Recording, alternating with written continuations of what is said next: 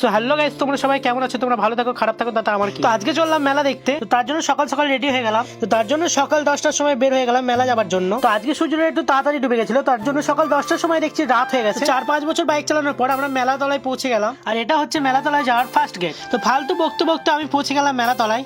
আর এই লাইটিং গুলো তো অসাধারণ লাগছিল। তো বাইকটাকে একটা লাত মেরে পার্কিং করে আমরা পৌঁছে গেলাম মেলা তলায়। আর এটা হচ্ছে মেলার ভেতরের দৃশ্য।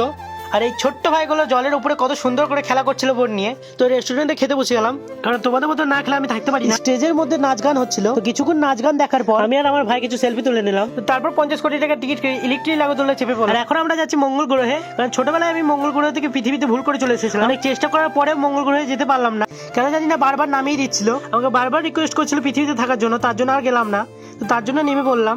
মেলাটা হলো পীরের ওরসের মেলা। আর এখানে অনেক ফকির বাবারা বসে বসে গাঁজা টানছিল, কারণ ওদের এটাই কাজ, ধর্ম নিয়ে ব্যবসা করে। আমার কাছে আল্লাহ এবং আমার প্রিয় নবী হযরত মুহাম্মদ সাল্লাল্লাহু আলাইহি ওয়াসাল্লাম ছাড়াও দ্বিতীয় কোনো মাবুদ নেই। তো ওদের ভডনাবি দেখতে দেখতে আমি এবং আমার ভাই একটা আইসক্রিম খেয়ে নিলাম। আর এই দোকানটা কিছু কেনাকাটা করে নিলাম। কিছুক্ষণ ঘোরাঘুরির পর আবার স্টেজের কাছে চলে এলাম। চুরির নাকে কানের দুলে খুব সুন্দর সুন্দর কালেকশন ছিল এই দোকানটায়। তো তার জন্য একটা ভিডিও করে নিলাম এই দোকানটায়। এই ভাইটার দোকানে খুব সুন্দর সুন্দর ছেলে এবং মেয়েদের জন্য কালেকশন ছিল, যেমন ঘড়ি, চশমা, টলি ব্যাগ, মানি ব্যাগ। আর তোমরা ভেবো না যেন আমি আবার কোনো প্রমোশন করছি। তো আজকের মতো এখানেই শেষ করলাম, বাই। তো আবার দেখা হচ্ছে নেক্সট একটা ফালতু ব্লগে।